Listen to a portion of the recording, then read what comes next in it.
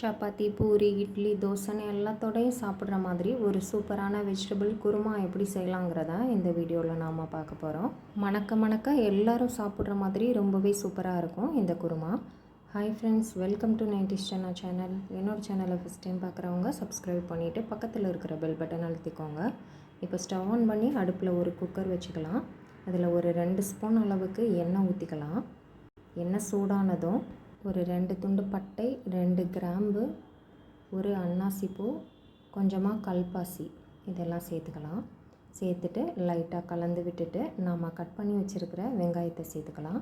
நான் இப்போ ஒரு பெரிய வெங்காயம் எடுத்து தோல் நீக்கிட்டு இந்த மாதிரி சின்ன சின்னதாக கட் பண்ணி வச்சுருக்கேன். அதை சேர்த்துட்டு நல்லா வதக்கிக்கலாம். கூடவே ஒரு கொத்து போல் கருவேப்பிலை சேர்த்து வதக்கிக்கலாம். வெங்காயம் நல்லா கலர் சேஞ்ச் ஆகி வதங்கி வரணும். பாருங்கள், இந்த மாதிரி கொஞ்சம் கலர் சேஞ்ச் ஆகி வெங்காயம் வதங்கி வந்ததுக்கப்புறமா இதில் 1 ஸ்பூன் அளவு இஞ்சி பூண்டு பேஸ்ட்டு சேர்த்துக்கலாம். சேர்த்து லைட்டாக கலந்து விட்டுட்டு கூடவே நாம் கட் பண்ணி வச்சுருக்கிற தக்காளியை சேர்த்துக்கலாம். நான் இப்போ ஒரு பெரிய சைஸ் தக்காளி எடுத்து அதை சின்ன சின்னதாக கட் பண்ணி வச்சுருக்கேன். அதை சேர்த்து நல்லா வதக்கிக்கலாம். சின்ன தக்காளியாக இருந்தால் 2 தக்காளி கூட சேர்த்துக்கலாம். இப்போ தக்காளி கூடவே ஒரு 15 போல் புதினா இலைகள் சேர்த்துக்கலாம். இதையும் சேர்த்துட்டு நல்லா கலந்து விட்டுடலாம். இப்போ குருமாவுக்கு தேவையான அளவு உப்பு சேர்த்துக்கலாம். நான் இப்போ ஒரு 1/2 ஸ்பூன் அளவு கல் உப்பு சேர்த்துருக்கேன். நீங்கள் செய்கிற குருமா அளவு பொறுத்து உப்பு சேர்த்துக்கோங்க. இப்போ தக்காளி நல்லா வதங்கி வரட்டும். அடுப்பை நம்ம லோ ஃப்ளேமில் வச்சுட்டு தக்காளி வதங்குற டைமில் ஒரு தேங்காய் பேஸ்ட் அரைச்சி எடுத்துகிட்டு வந்துடலாம். அதுக்கு ஒரு மிக்ஸி ஜார் எடுத்து அதில் ஒரு 1/2 கப் அளவு துருவன தேங்காய் சேர்த்துக்கலாம். இதில் ஸ்பூன் அளவுன்னு பார்த்தா ஒரு 6 ஸ்பூன் அளவு தேங்காய் துருவல் இருக்கும். கூடவே ஒரு 6 போல் முந்திரி பருப்பு சேர்த்துக்கலாம். 1/2 ஸ்பூன் அளவு கசகசா, 3/4 ஸ்பூன் அளவு சோம்பு சேர்த்துக்கலாம். நான் இந்த மாதிரி ஒரு மீடியம் சைஸ் ஸ்பூனில் எல்லா அளவுகளும் அளந்திருக்கேன். இப்போ தேவையான அளவு தண்ணி சேர்த்து இந்த மாதிரி நல்லா மையாக அரைச்சி எடுத்துகிட்டு வந்தாச்சு. இப்போ இது இருக்கட்டும். இந்த டைமில் பாருங்கள், தக்காளி நல்லா சாஃப்டாக வதங்கி வந்திருக்கு.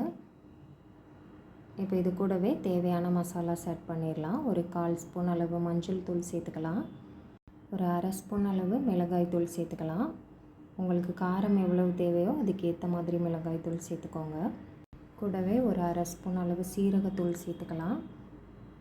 ஒரு ஸ்பூன் ஃபுல்லாக மல்லித்தூள் சேர்த்துக்கலாம். 1/2 ஸ்பூன் அளவு கரம் மசாலா தூள் சேர்த்துக்கலாம்.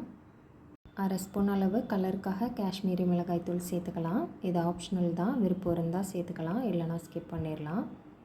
இது கூடவே நாம் கட் பண்ணி வச்சுருக்கிற காய்கறிகளை சேர்த்துக்கலாம். நான் இப்போ ஒரு 5-6 போல் பீன்ஸ் எடுத்து இந்த மாதிரி நீளமாக கட் பண்ணி வச்சுருந்தேன், அதை சேர்த்துருக்கேன். கூடவே ஒரு சின்ன உருளைக்கிழங்கு, ரொம்ப சின்னதாக இல்லாமல் கொஞ்சம் பெருசாக இந்த மாதிரி கட் பண்ணி வச்சுருந்தேன், அதையும் சேர்த்துக்கலாம். இது கூடவே கொஞ்சமாக பட்டர் பீன்ஸ் எடுத்து வச்சுருந்தேன், அதையும் சேர்த்துக்கலாம். சேர்த்து எல்லாத்தையும் சேர்த்து நல்லா ஒரு நிமிஷத்துக்கு வதக்கிக்கலாம். கேரட், காலிஃப்ளவர், ஃப்ரெஷ் பட்டாணி இதை மாதிரி நமக்கு பிடிச்ச வேறு எந்த காய்கறிகள்னாலும் சேர்த்துக்கலாம். மசாலாஸோடு சேர்த்து காய்கறிகளை நல்லா ஒரு நிமிஷத்துக்கு வதக்கினதுக்கப்புறமா நாம் அரைச்சி வச்சுருக்கிற தேங்காய் பேஸ்ட்டை சேர்த்துக்கலாம். கூடவே மிக்ஸி ஜார் அலசி தேவையான அளவு தண்ணி சேர்த்துக்கலாம். நான் இப்போது மிக்ஸி ஜார் அலசி 1 டம்ளர் அளவு தண்ணி சேர்த்துருக்கேன். நல்லா மிக்ஸ் பண்ணிவிட்டு இன்னும் தண்ணி தேவைப்பட்டால் எக்ஸ்ட்ரா சேர்த்துக்கலாம். கிரேவி நம்ம எந்த கன்சிஸ்டன்சியில் செய்ய போகிறோமோ அதுக்கேற்ற மாதிரி தண்ணி சேர்த்துக்கலாம். நான் இப்போ இன்னும் ஒரு 1/2 டம்ளர் அளவு மட்டும் தண்ணி எக்ஸ்ட்ரா சேர்த்துருக்கேன். இப்போ நான் மொத்தம் ஒரு 1/2 டம்ளர் அளவு தண்ணி சேர்த்துருக்கேன். இப்போ இது கூடவே கொஞ்சமாக கொத்தமல்லி இலைகள் சேர்த்து நல்லா கலந்து விட்டுடலாம். இப்போ குக்கர் மூடி போட்டு ஒரு 2 விசில் மட்டும் வச்சுட்டு அடுப்பை ஆஃப் பண்ணிக்கலாம்.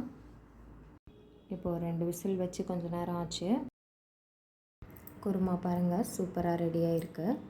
ஃபைனலாக இதில் கொஞ்சமாக கொத்தமல்லி இலைகள் சேர்த்துட்டு நல்லா மிக்ஸ் பண்ணி விட்டுடலாம். இப்போ பாருங்கள், ரொம்பவே சூப்பரான டேஸ்ட்டில் வெஜிடபிள் குருமா ரெடி ஆயிடுச்சு.